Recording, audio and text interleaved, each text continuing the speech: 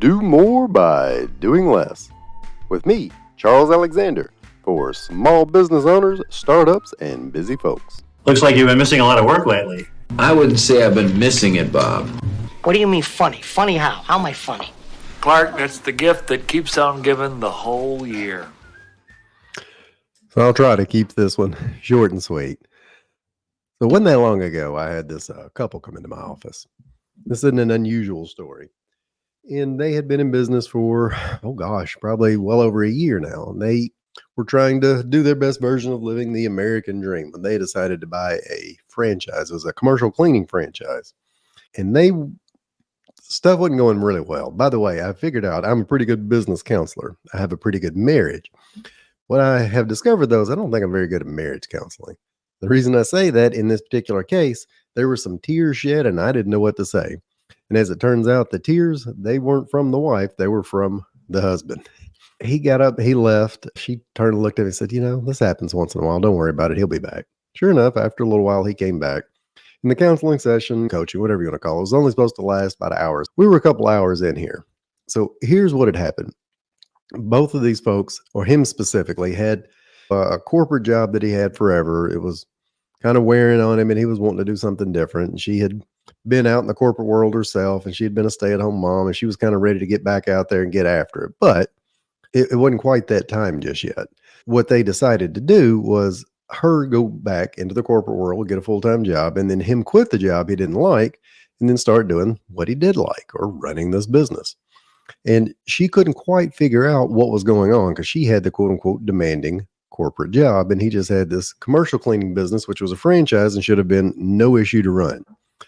Well, as the thing started to kind of unravel and figure out, he was working a lot more hours than she thought he was supposed to work. It wasn't just the regular 9 to 5. They had kind of quote unquote been promised by the franchisor. Now, granted, that not necessarily the franchisor's fault. They might not have been following everything that they were supposed to be doing.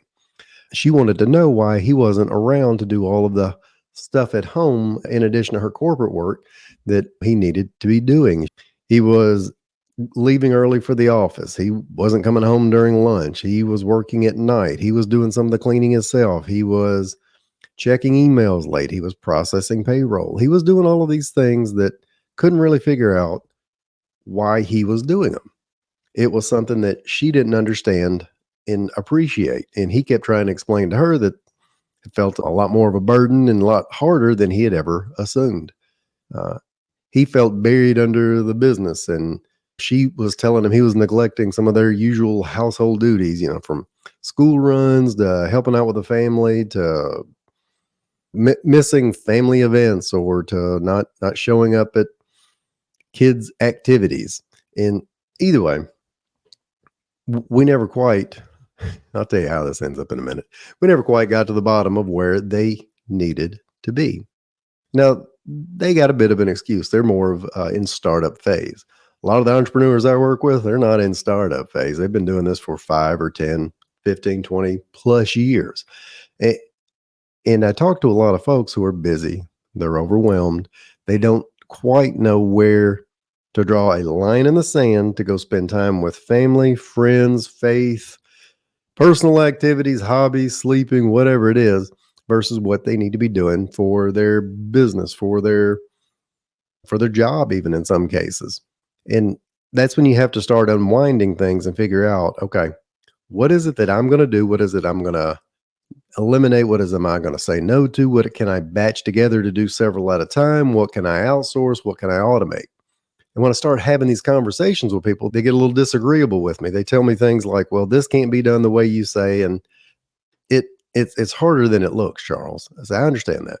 Well, let's do a little pros and cons list. You got to weigh these things out. And when I say weigh these things out, which is more important to you, email or family? Well, family, of course. Okay. Well, which is more important to you, administrative tasks or family? Well, family, of course. But, and then they insert the but here. Anytime we take on busy work, that's time we're probably sacrificing with our family and our friendships and our faith, whatever it is. That's the way you need to re-engineer your brain, me too, in order to think about these tasks that we should or shouldn't be doing, or the resistance we have to getting organized in such a manner that keeps us from doing the things we know we should be doing. For my own personal example, anytime I spend an extra hour a day checking some non-essential emails or doing internet research, well, that's a chance that I miss taking Ava, my oldest daughter, to dance, and a quick conversation that we may or may not get to have on the way there. Or if I accept that extra board membership that somebody has pressured me into because I was the only one that could really step in and do the job, that might mean I'm going to miss watching one of Lily's voice recitals because, we have an event the same night that she does. Or if I refuse to eliminate or outsource some of this busy work that I have, or use the excuse that if you want something done right, you got to do it yourself, that means I might miss getting to play catch with my son Lane. Or if I attend every fringe networking event that's out there humanly possible, because there might be opportunities there, I just defer date night with Sarah again. Recently taught a workshop, how to create your 4-day work week. And I asked people, what would you do if you had extra time? If you were to do more by doing less? And, you get a ton of great answers. Most people had the answers that I'm just giving you. They would spend more time with family. They would spend more time with friends. A lot of them say they would read more. They'd write more. They'd travel. It doesn't all have to be huge trips either. They would just take a little 3 or 4 hour getaway, or they would exercise more. They'd get back into the gym. Had a lady the other day say, I would sleep. She looked pretty sincere and tired. And hiking, I don't know why that's such a big ordeal. Maybe that's just a Middle Tennessee thing. People want to get out in the woods and in nature. They're not having that opportunity. So here's what I do. Here's what I advise my clients, and here's what I'm asking you to do. Anytime you're doing something that you could eliminate, outsource, batch, delegate, have something or somebody else do it, just kind of weigh out a pros and cons list. Get pen to paper out and write it down. All right, well, I'm going to check email for the 15th time today. Would I rather be doing that, or should I be doing that versus, something that is more important in my life? And I don't know what that thing is to you. Maybe it's one of the very few things I mentioned there, family. Maybe it's a hobby. Maybe it's additional type of work that would bring you closer to where you're supposed to be in life. And just write down, which should I be doing? How much time does each take? Because we keep giving ourselves the excuse we have to do it. Run an experiment. Write these things down. Anytime you do internet research, anytime you go to another meeting you don't need to go to, anytime you're taking on an administrative activity that you could outsource, write down the other things that you could or should be doing, and then just weigh them out, pros and cons. And maybe once in a blue moon, you have to check your email 5 times within the course of a day because there's this one major client that you've got to get in touch with right away. But that's not the norm. That's the exception, not the rule. And we can't live our lives to the exception of the rule. Going back to this original couple, that was a while back when I met with them. I've met with them since, and they have a lot of those same issues. And they even have a franchisor that gives them exact instructions on how to get out of the busy work, but it feels uncomfortable to get out of the busy work. They haven't weighed out what was more important to them. So now the wife has now joined the husband in the business. He's went back to corporate life. And last time I met with them, they'd kind of reverse roles and they couldn't quite figure out where they needed to be.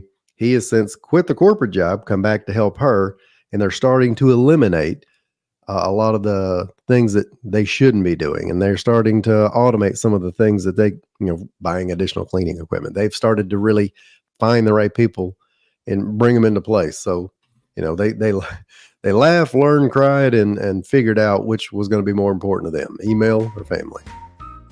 Don't take off just yet. I've created a new program just for you, helping overworked entrepreneurs create their very own 4-day work week in 90 days or less. Look, if you'd rather spend more time with family, friends, traveling, exercising, having the time to do what you want instead of, putting out never-ending fires, tackling another to-do list, and checking email at 9 p.m., then go to my website, yourcharlesalexander.com. If you've created the income you want but don't have the time freedom you deserve, then this is for you. And as always, if you don't, an angel may actually lose its wings. True story. Have a great day.